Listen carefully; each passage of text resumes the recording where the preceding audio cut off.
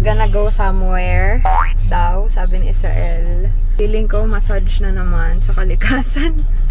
At naka-binyag outfit ang person. Sabi kasi ni Israel mag-white dress daw. Ito lang white dress ko. Ayan guys, yung pinagawa natin sa buhok natin na hair botox, hindi na ako ulit doon. Hindi naman na straight yung buhok ko. Yung legit kasi nun guys, masakit sa ilong yung amoy. It's a busy day. It's Saturday.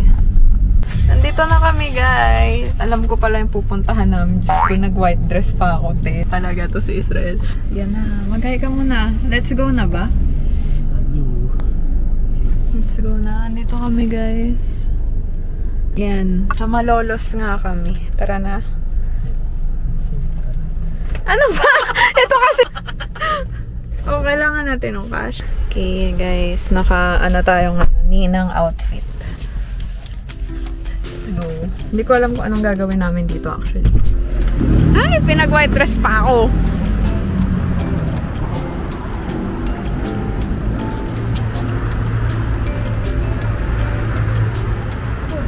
Dito talaga dinaan. I think magpapamassage ka. Kainis, naka-dress pa ako. Magpapamassage na. Nag-makeup pa ako today. Kakainis talaga si Israel. Hindi mo na magsabi ng, ay no. Tignan niyo naman outfit ko guys, parang ninang. Ito kami pupunta. I know it. Buti na lang din ako nag-sandals.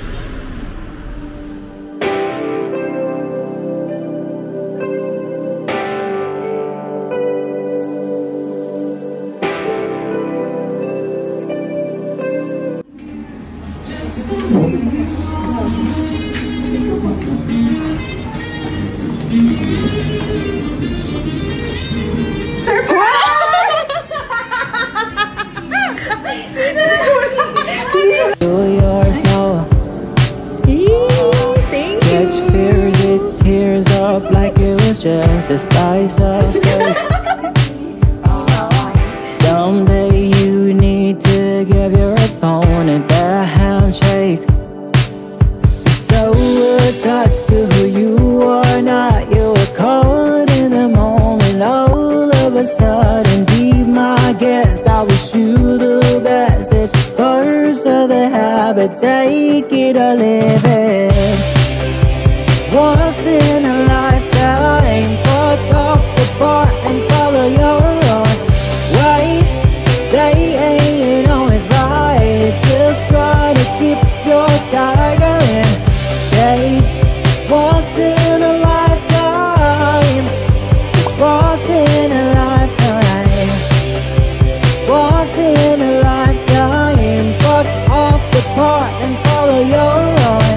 Shared hearts with someone I don't even know, but I like it. Thank God my fate's been fully restored, now united. No turning back, it's never too late to start over. For so long I was so damn really scared to grow older. Now will not be forever, yeah. Thank you, Fatima! Thank you, Fatima! Walang ganyan sa iyo. Puro cheesecake doon. Thank you, Fatima! Uy, ba mo nagod? Just try to keep your tiger in cage. Once in a lifetime. Fuck off the rules, follow your own way. They ain't always right. Just try to keep your lion in cage. Once in a lifetime. Once in a lifetime. Once in a lifetime. Fuck off the part and follow your own way. Once in a lifetime. Once in a lifetime. Once in a lifetime.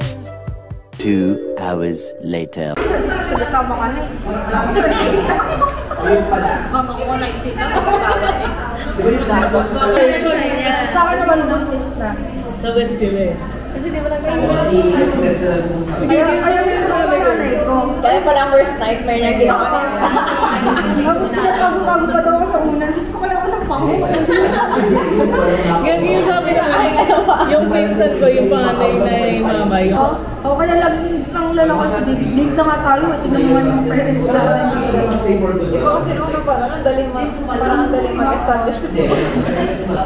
Sinatabihan mo natin ito. Kinorner. Ito mo, baba natin itong upuan. Kasi may table. Nakita na namin yun ni Diana nung nag-T4 na.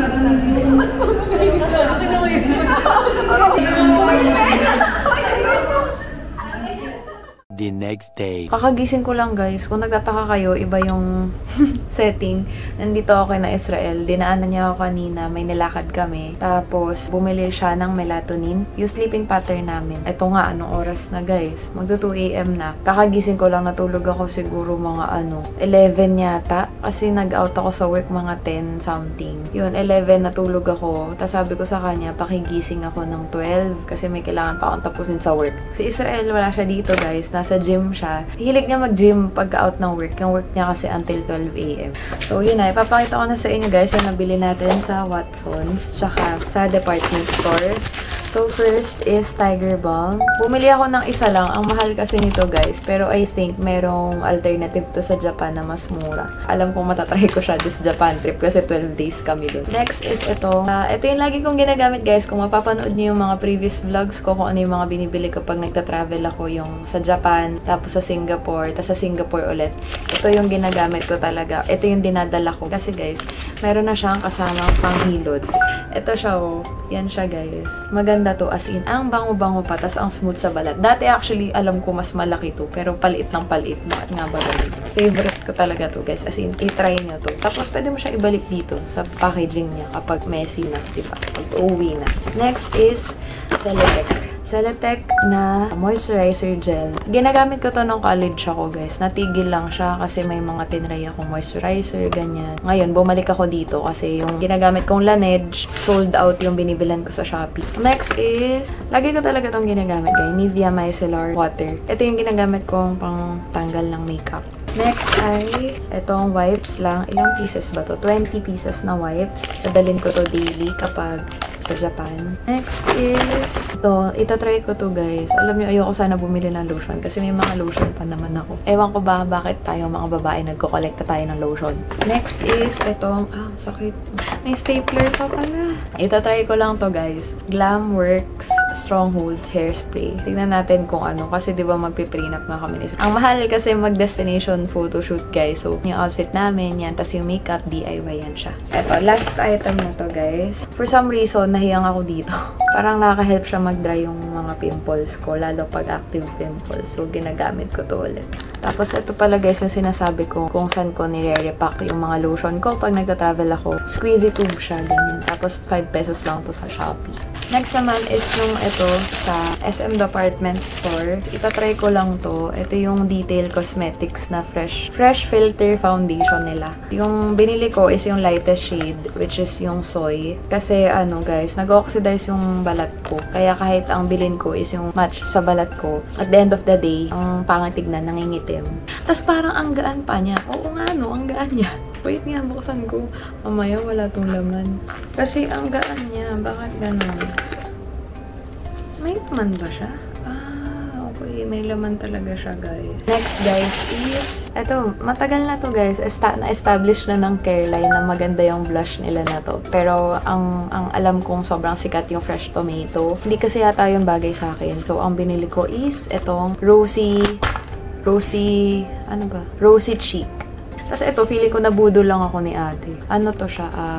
Eyeshadow palette. Maganda siya, actually. Maganda siya. Hindi naman din ako magaling mag-eyeshadow, guys. Ito siya, guys. So, ang gaganda ng shades, diba?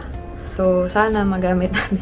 Sana magamit ko ng tama. Ang ganda ng shimmer nila na pink, guys. Yung papakita ko sa inyo. Hindi lang ganong halata eh. Yun, ito siya. Yung isa nating binili last time. Yung first item, ano siya, pouch. So, ito yung plan kong lagyan ng mga makeup products ko na gagamitin. Halimbawa, for prenup, ganyan. Dito ko sila ilalagay.